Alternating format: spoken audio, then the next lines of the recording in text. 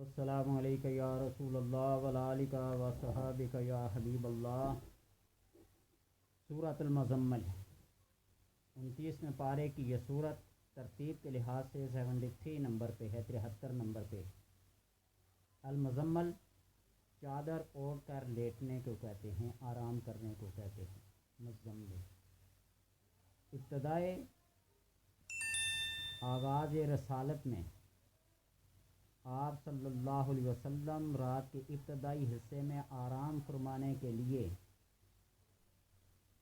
لیٹے تھے کہ خالق کائنات نے یہ آیات نازل کی کہ ہمارے حبیب صلی اللہ علیہ وسلم، اے چادر اوڑھ کر لیٹنے والے، یہ وقت نہیں ہے لیٹنے کا۔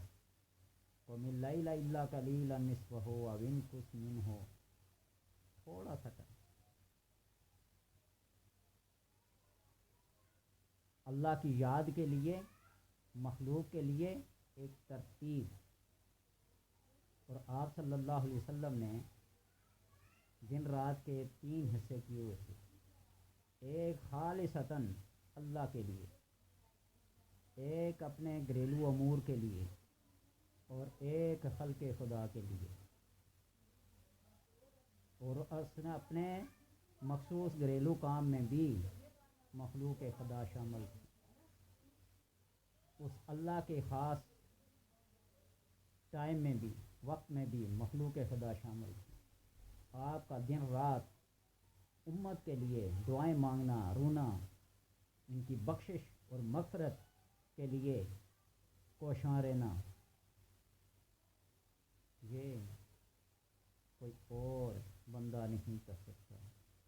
یہ صرف خالق کائنات کا وہی خاص اور مخصوص بندہ ہے جس کو نبی آخر الزمان صلی اللہ علیہ وسلم کہتے ہیں، جس کو اپنے غم سے زیادہ اپنی امت کا غم تھا، اپنی عوام کا غم تھا۔ روتے تھے، دعائیں مانگتے تھے کہ اللہ میری امتوں کا حال پہلی امتوں جیسا نہ کرے۔ تو بہرحال چادر لپیٹ کے لیٹنے کو، آرام کرنے کو کہتے ہیں۔ خلق کو جگانے کی ذمہ داری، دعوت حق آپ کے فریضہ تبلیغ میں شامل ہے۔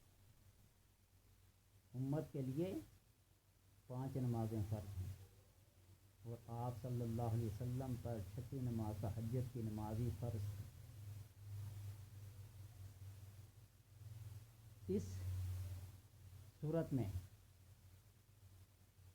مزمل کا لفظ استعمال ہوا ہے، چادر اوڑھ کر آرام کرنے کو، لیٹنے کو، سونے کو کہتے ہیں، اور اسی لیے اس صورت کا نام بھی مزمل رکھا گیا۔ اس کے اعداد 68,766 ہیں، 68766۔ اگر کوئی شخص عید قربان کے دن غسل کر کے مسجد کے راستے کی خاک اور پڑاؤ کی خاک لے کر 9 دفعہ اس پر سورہ مزمل پڑھے، دم کرے اور دشمن کے گھر کی طرف پھینک دے، اس کا گھر تباہ و برباد ہو جائے گا، نقصان ہوگا، ہلاک ہو جائے گا۔ ہاں، بار بار یہ کہتا ہوں کہ اگر وہ دشمنی ذاتی نہیں، کوئی دینی ہے، کوئی مذہبی ہے، کوئی مسلکی ہے، کوئی مشربی ہے، تو تب ایسا کرے، ورنہ نہ حق کسی کو نقصان پہنچانا اپنے گلے کا توق بن جاتا ہے، وبال بن جاتا ہے۔ اس نبی کی سیرت کو، اس کے کردار کو یاد رکھا کریں دشمن سے انتقام لیتے وقت، کہ جب آپ صلی اللہ علیہ وسلم سے پوچھا گیا کہ آپ کی زندگی کا سخت ترین اور مشکل اور تکلیف دہ دن کون سا تھا، تو آپ صلی اللہ علیہ وسلم نے فرمایا طائف کا دن۔ وہ طائف کے سرداروں کو جب تبلیغ کے لیے گئے تو وہاں کے اوباشوں نے، بدماشوں نے، نوجوانوں نے آپ صلی اللہ علیہ وسلم کے ساتھ کیا سلوک کیا، تاریخ، احادیث، قرآن اس بات کی گواہی دے رہا ہے۔ پہاڑوں کے فرشتے جبرائیل کے ساتھ نازل ہوئے کہ یا رسول اللہ آپ حکم کیجئے کہ ہم طائف کی بستی کو تہس و نحس کر دیں، تہہ و بالا کر دیں۔ آپ صلی اللہ علیہ وسلم نے فرمایا نہیں، میں لوگوں کے لیے رحمت بن کر آیا ہوں، زحمت بن کر نہیں۔ اللہم اہد قومی فإنہم لا یعلمون، اللہ میری قوم کو ہدایت دے، یہ مجھے نہیں جانتے۔ جانتے کیوں نہیں تھے؟ سورہ بقرہ پڑھے نا، یعرفونہم کما یعرفون ابناءہم، وہ آپ صلی اللہ علیہ وسلم کو ایسے جانتے تھے جس طرح کہ وہ اپنے بیٹوں کو بھی نہیں جانتے تھے، یعنی اپنے بیٹوں سے بھی زیادہ جانتے تھے۔ کردار میں، اخلاق میں، امانت میں، دیانت میں سب جانتے تھے، لیکن جانتے کس لحاظ سے؟ مقام نبوت اور مقام رسالت سے نواقف تھے کہ نبوت کا مقام کیا ہے اور رسالت کا مقام کیا ہے، اس سے نواقف تھے۔ اس لیے آپ صلی اللہ علیہ وسلم اہد قوم فإنہم لا یعلمون، اللہ میری قوم کو ہدایت دے، یہ مجھے نہیں جانتے۔ اس لیے انتقام لیتے وقت اس بات کو، آپ صلی اللہ علیہ وسلم کی سیرت کو، کردار کو سامنے رکھا کریں اور معاف کر دیا کریں۔ ہر دفعہ یہ کہا ہے کہ اللہ کی رضا کی خاطر کسی کو معاف کر دینا جنت کے داخلے کا باعث ہے، موجب ہے۔ عارفان حق فرماتے ہیں کہ سورہ مزمل کی تلاوت باقاعدگی کشادی رزق کا باعث بنتی ہے، اور اس عمل سے بڑھ کر اور کوئی عمل نہیں رزق کی کشادگی کے لیے، بے نظیر و بے مثال یہ عمل ہے۔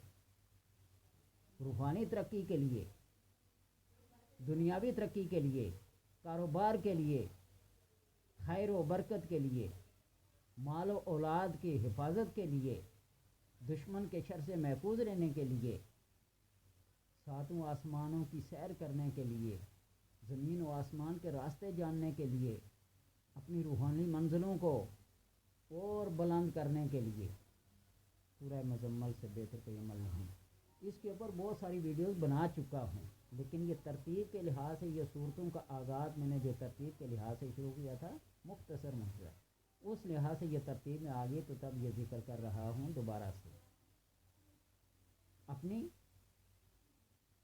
خلوتوں کو، اپنی جلوتوں کو قرآن کی تلاوت میں اپنی زبان کو ہمیشہ تر و تازہ رکھیں، اور پھر اللہ کے قرب کے حصول میں کوئی چیز مانع اور رکاوٹ نہیں بنتی۔ جمعرات کے دن سے شروع کریں، 41 دن تک روزانہ 41 بار اول آخر درود رسول پڑھیں، تجلیات الہی اور انوارات کی بارش ہوگی اور حجابات اٹھ جائیں گے۔ تجربہ کر کے دیکھیں۔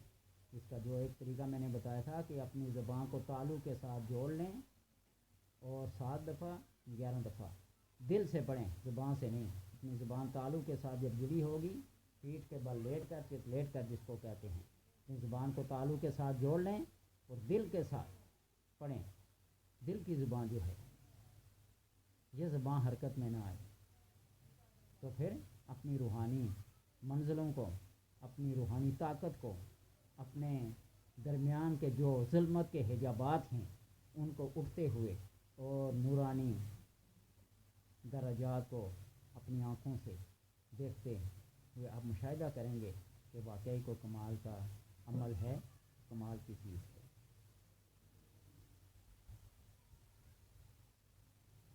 کسی شخص کے، عورت کے، مرد کے بچے پیدا ہونے کے بعد اکثر مر جاتے ہیں، صوفے کا مرد ہو جاتا ہے، کوئی اور مرد ہو جاتا ہے، تو 7 دفعہ سورہ مزمل پڑھیں، سپاری پر پڑھیں، ایک چیز ہوتی ہے سپاری پر پڑھیں، اور اس سپاری کے اندر سوراخ کر کے، اس سورہ مزمل کو 7 دفعہ پڑھ کے سوراخ کر کے دھاگا ڈال کے بچے کے گلے میں ڈال دیں تو انشاءاللہ تبارک و تعالی بچہ لمبی عمر پائے گا۔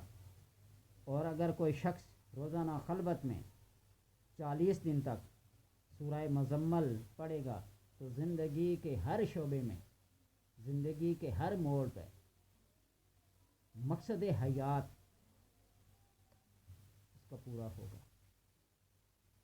یہ ایک ایسا وظیفہ ہے اور یہ ایک ایسی صورت ہے کہ مختلف روایات ہیں، جب یہ آئی تو 4000 نورانی فرشتے چادر تانے ہوئے رحمت کی نازل ہوئے تھے،